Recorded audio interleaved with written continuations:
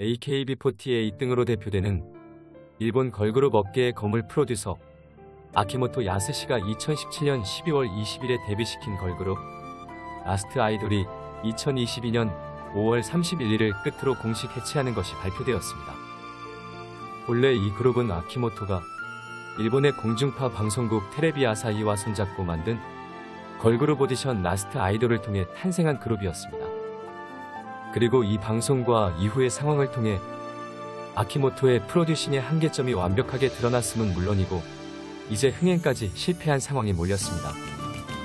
라스트 아이돌의 런칭과 해체, 그리고 그 사이에 생겨난 수많은 이슈들은 이제 아키모토 야스시의 성공 신화가 저물어가고 있음을 보여줍니다.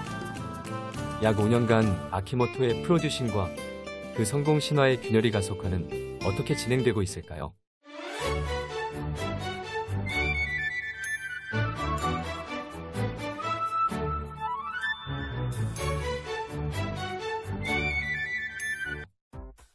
(2005년 12월 8일) AKB48을 데뷔시킨 아키모토 야스시는 2008년부터 본격적으로 48 이름을 붙인 지방 그룹들을 일본 전역에 차츰차츰 늘려나가고 각 그룹들에게 매 싱글마다 악수회에 참가권을 넣어서 여러 장의 음반을 중복 구매하게 만들어 음반 판매량을 크게 늘리는 데 성공했습니다.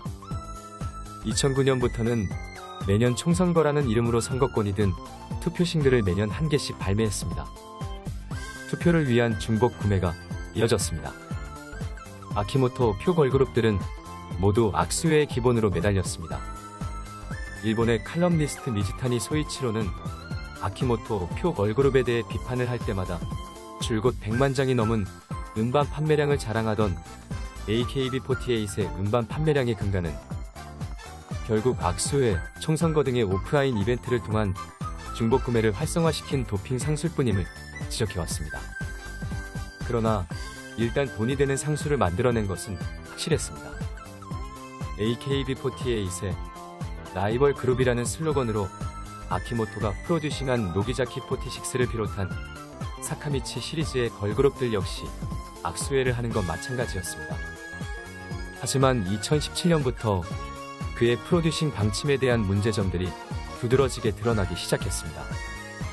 시작은 2022년 5월 31일을 끝으로 공식 해체를 발표한 라스트 아이돌에 대한 문제였습니다.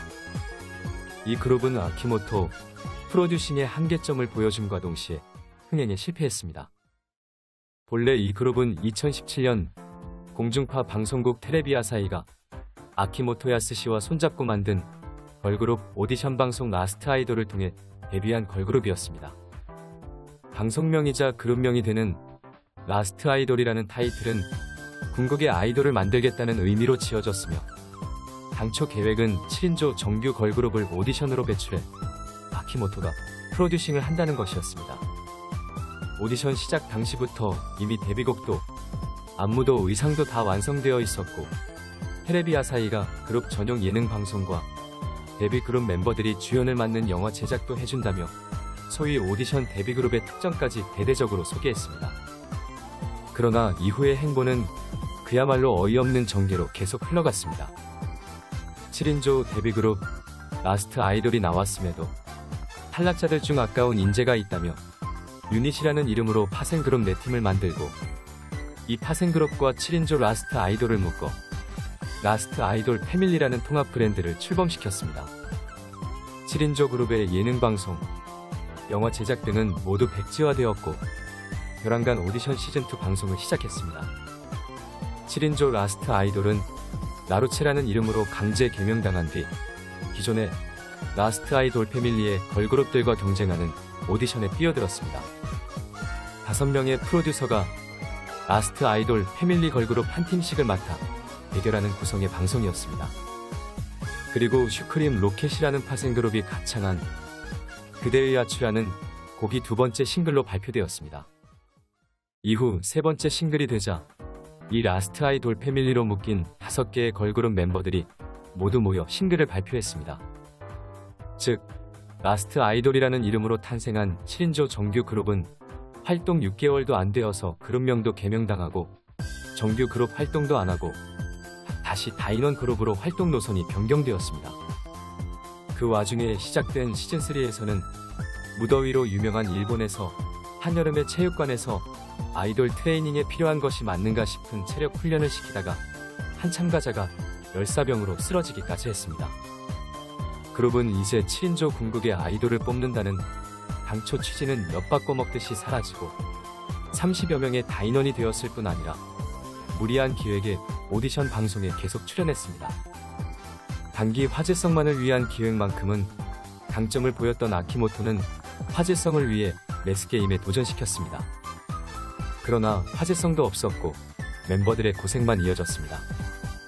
그 과정에서 아키모토의 또 다른 걸그룹 48 그룹들이나 사카미치 시리즈 걸그룹처럼 악수회까지 시작했습니다. 이쯤 되자 그저 일본 최고의 음악방송 중 하나인 뮤직스테이션을 방영하는 공중파텔레비아사이가 관여하는 AKB48과 거의 똑같은 아키모토표 걸그룹이 하나 나온 셈일 뿐이었습니다. 궁극의 7인조 걸그룹이라며 처음 결성된 때에도 단 7명의 멤버임에도 후렴구를 떼창으로 부르고 멤버별 파트도 세심하게 나뉘어서 가창하지 않았고 안무도 소인원의 정규 그룹이라는 특징을 살려 안무를 하는 것이 아니라 모두가 같은 동작을 반복하는 48 그룹과 유사성을 보였습니다. 멤버는 30명을 웃도는 다인원이 되었지만 그럼에도 음반 판매량은 최대 8만 장의 판매량이 전부였습니다. 결국 시즌1 우승자 출신인 7명의 멤버들 중에도 이탈자가 나오기 시작하고 흥행에는 먹구름이 끼기 시작했습니다. 현 시국이 덮치면서 악수회는 중단됐습니다. 토크회라는 이름으로 거리두기를 한 상태에서 멤버들과 거리를 두고 이야기를 잠깐 나누는 방법 등 어떻게든 접촉 상수를 최대한 살려보려고 했지만 진전이 없었습니다. 그리고 해체가 발표됐습니다. 도핑을 하지 못한 건 라스트 아이돌뿐만 아니라 당연히 48 그룹 사카미치 시리즈 그룹도 마찬가지입니다. AKB48은 2011년부터 악수회와 총선거 이벤트로 음반 중복 구매를 부추겨 싱글과 음반이 100만 장을 판매하는 그룹으로 성장했지만 이미 현 시국 이후 발매한 지난 싱글 음반 판매량이 45만 1797장으로 반토막이 났습니다. 2020년부터는 일본 최고 권위의 연말음악 방송인 홍백가합전도 출연을 못하고 있습니다. 다만 AKB48과 같은 경우 판매량 급감은 현 시국의 영향 외에도 운영 시스템의 개편도 영향을 끼쳤다고 볼 수 있는 여지가 있습니다. 일본 전국에 있는 48 그룹들이 모두 독립법인 등으로 각자 도생을 시작한 상황이고 이에 따라 겸임이라는 형태로 48 그룹들의 인기 멤버들이 모두 AKB48으로도 모여 함께 활동하는 시스템이 현재는 사실상 폐지된 상태입니다. 즉 기존의 AKB48 그룹은 각종 지역 거점 파생 그룹들의 팬들까지 흡수하는 형태였지만 현재는 순수하게 도쿄를 거점으로 하는 AKB48의 팬덤의 지지만을 받아야 한다는 것입니다. 상대적으로 인기가 높은 노기자카 46 역시 사정은 AKB48보다 낫다지만 현 시국 이후 음반 판매량이 점점 줄고 있습니다. 올해 3월 23일에 발매한 최신 싱글은 현 시국 직전에 발매된 싱글과 비교하면 절반 이상 줄어 53만 6115장을 기록했습니다. 온라인 악수회나 거리두기를 통한 토크회를 하고 있지만 음반 판매량을 반등시킬 만큼 힘을 보이지 못하고 있습니다. 매 앨범마다 멤버를 변경시킨다는 계획에 밴드 프로젝트 더코일로커즈도 2018년 12월 데뷔했으나 2021년 12월 31일을 끝으로 해체했습니다. 물론 현 시국에 의해 그가 벌려놓은 프로젝트들이 차질을 빚은 부분을 무시할 수는 없습니다.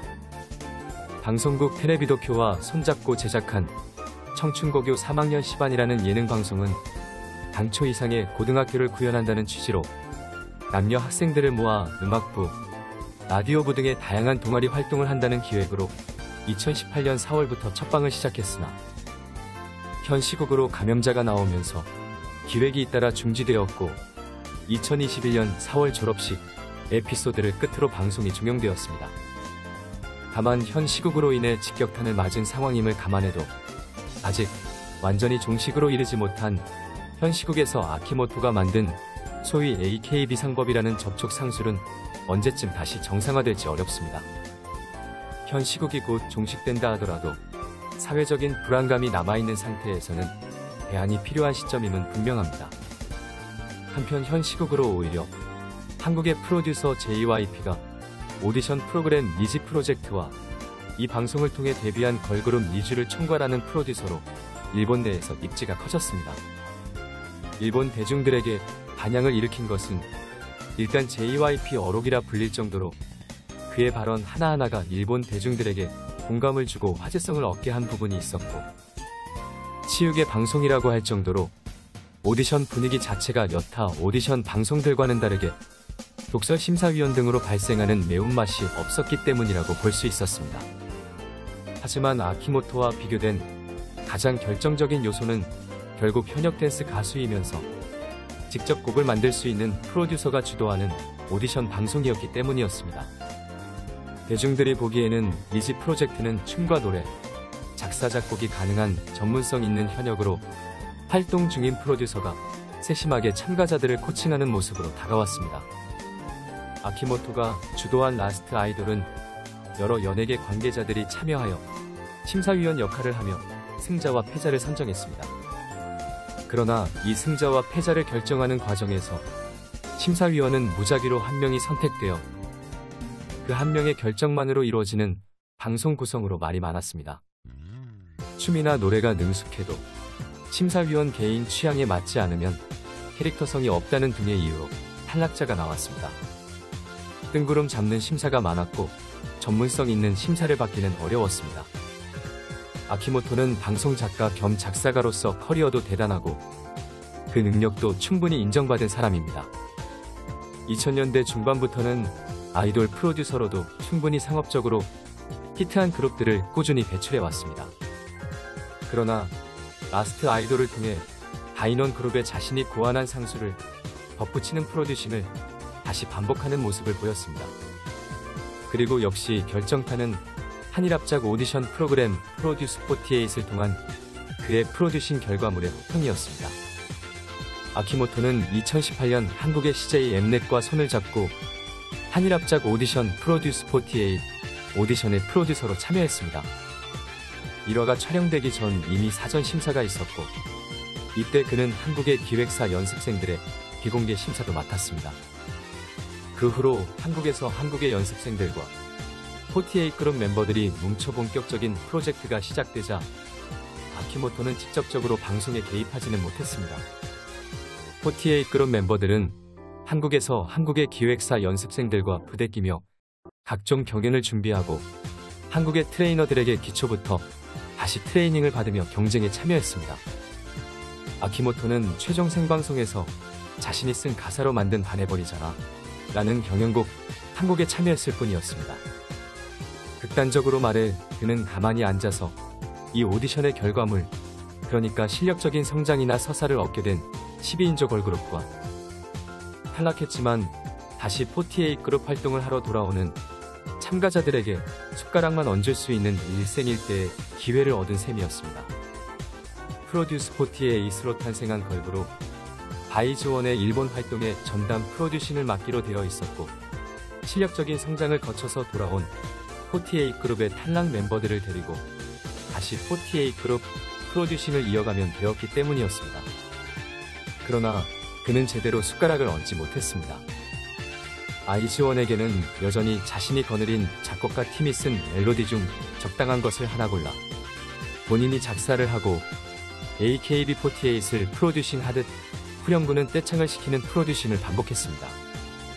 약간의 차이라면 일본의 활동 첫 곡을 발표할 당시 최종 생방송 순위를 바탕으로 순번을 짜서 하트를 배분한 것뿐이었습니다. 한국에서는 메인 보컬, 서브 보컬, 래퍼, 메인 댄서 등 멤버별 역할을 세심하게 배분하여 곡과 무대를 구성했고 데뷔 음반부터 세 번째 앨범까지는 꽃 3부작이라는 트릴로지를 통한 연속성 있는 컨셉의 활동을 구상했습니다. 그러나 아키모토는 아이즈원의 일본 활동의 장기적인 그림을 그리는 프로듀싱을 전혀 보여주지 않았습니다. 그의 영향력으로 일본 방송에서 전방위적으로 아이즈원이 활약하게 된 것 외에 그의 입김이 들어간 기획물들은 평가가 좋지 않았고 이는 글로벌 스트리밍 서비스에서 한국 활동 곡들과 비교하면 일본 활동곡들이 현저히 낮은 수치의 결과를 기록하게 만들었습니다. 생방에는 진출하지 못했지만 실력적인 성장과 서사를 쌓게 된 오디션 상위권 일본 멤버들에게는 뮤비 촬영 직전 급하게 안무 연습을 시키고 다시 떼창곡을 부르게 하는 프로듀싱을 이어갔습니다. 한일 양국뿐 아니라 해외 K-팝 팬들에게도 아키모토의 일본 음반 프로듀싱은 반향을 일으키지 못했습니다. 음반 판매량, 음원 스트리밍, 유튜브 뮤비 조회수 등 어느 하나 한국 활동보다 높은 수치를 기록한 경우가 없었습니다. 2021년 온라인으로 진행된 아이즈원의 마지막 콘서트에서 아키모토가 프로듀싱한 일본 활동곡은 단 한 곡도 선보이지 않았습니다. 그리고 이에 대한 팬들의 불만은 없었습니다. 이제 현 시국이 조금씩 회복되는 모양새지만 이미 그의 상술 전략은 무너졌습니다. AKB48을 비롯해 48 그룹들은 모두 운영회사가 독립적으로 찢어졌고 2022년 AKB48의 공식 팬클럽이 해체된다고 발표했습니다. 공식 팬클럽이 없어져도 그룹 활동은 이어지고 있지만 이미 운영회사도 사무실 규모를 줄이는 등 불안한 모습을 보이고 있습니다. 70년대 후반 방송 작가로 데뷔 후 방송업계에 몸담으면서 그는 기획자로서 다양한 프로젝트를 진행했지만 거의 모든 프로젝트는 오로지 투자자를 모집하여 진행하는 모습을 보였고 당연히 아키모토 본인은 직접적인 큰 손실을 기록하지 않았습니다. 비판을 받아도 큰 수익으로 이어진다는 것으로 수많은 투자자들이 그에게 몰려들었고 또 다양한 프로젝트들이 일본 엔터업계의 화제성을 불러일으키며 아키모토는 성공 신화를 써내려갔습니다. 58년생으로 이제 60대 중반에 접어든 아키모토가 앞으로 다시 새로운 기획으로 부활해 날개짓을 펼칠 수 있을지 귀추가 주목됩니다.